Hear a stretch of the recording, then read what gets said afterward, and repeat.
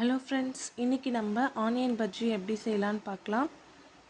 அதுக்கு நம்ம இன்றைக்கி கடலை மாவு 4 டேபிள் ஸ்பூன் எடுத்துக்கிறோம். 2 3 4 டேபிள் ஸ்பூன் அளவுக்கு கடலை மாவு, 1 டேபிள் ஸ்பூன் அளவுக்கு மக்காச்சோள மாவு எடுத்துக்கிறோம். இது கூடவே சில்லி பவுடர் 1 டேபிள் ஸ்பூன் அளவுக்கு எடுத்துக்கிறேன். இப்போ இதில் 1/4 டேபிள் ஸ்பூன் அளவுக்கு மஞ்சள் தூள் எடுத்துக்கலாம். தேவையான அளவு உப்பு சேர்த்துக்கோங்க. இது கூடவே இஞ்சி பூண்டு அரைச்சி வச்ச விழுது சேர்த்துக்கிறேன். இப்போ இதில் கொஞ்சமாக பெருங்காயமும் சேர்த்துக்கலாம். இப்போ இது எல்லாத்தையுமே நல்லா மிக்ஸ் பண்ணிக்கலாம். இது கூடவே கொஞ்சமாக தண்ணி சேர்த்துக்கோங்க. தண்ணி கொஞ்சம் கொஞ்சமாக ஆட் பண்ணி நல்லா ஒரு திக்காக பேஸ்ட் மாதிரி ரெடி பண்ணுங்கள்.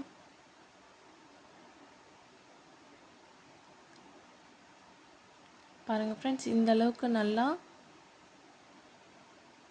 கட்டி இல்லாமல் ஃபுல்லாக கொஞ்சம் மீடியமாக இருக்கிற மாதிரி பேஸ்ட் ரெடி பண்ணிக்கோங்க. இந்த அளவுக்கு இருந்தால் போதும். இப்போது நான் 2 வெங்காயம் எடுத்துக்கிறேன். வெங்காயத்தை நல்லா மேலே இருக்கிற அந்த தோலெல்லாம் எடுத்துடலாம்.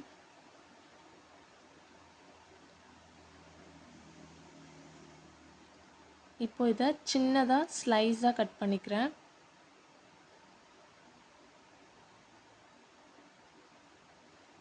இப்போ நம்ம கேஸ் ஆன் பண்ணிக்கலாம். இதில் கடாயில் எண்ணெய் சேர்த்துக்கிறேன். எண்ணெய் நல்லா காஞ்சதுக்கப்புறமா நம்ம வெங்காயத்தை இந்த பேஸ்டில் டிப் பண்ணி எண்ணெயில் போட்டுடலாம்.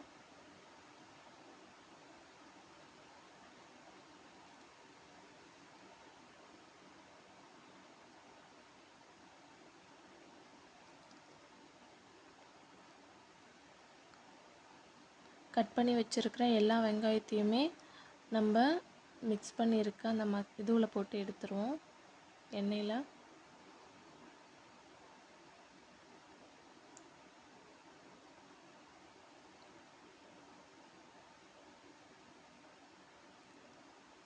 ரெண்டு பக்கமும் நல்லா திருப்பி விடுங்க.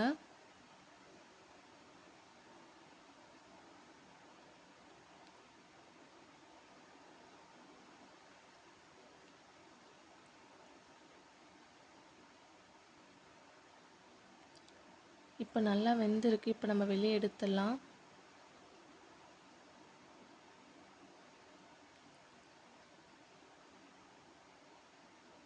சுட சுட ஆனியன் பஜ்ஜி ரெடி ஆகிடுச்சு ஃப்ரெண்ட்ஸ். இதே மாதிரி மீதி இருக்கிற ஆனியன்ஸையும் போட்டு எடுத்துடலாம். நீங்களும் உங்கள் வீட்டில் ட்ரை பண்ணி பாருங்கள். ஈவினிங் ஸ்நாக்ஸ் டைமுக்கு செம்ம சூப்பராக இருக்கும்.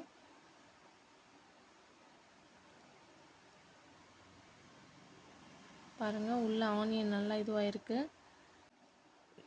நீங்களும் உங்கள் வீட்டில் ட்ரை பண்ணி பார்த்துட்டு எப்படி இருக்குன்னு எங்களுக்கு கமெண்ட் பண்ணுங்கள். தேங்க்ஸ் ஃபார் வாட்சிங்.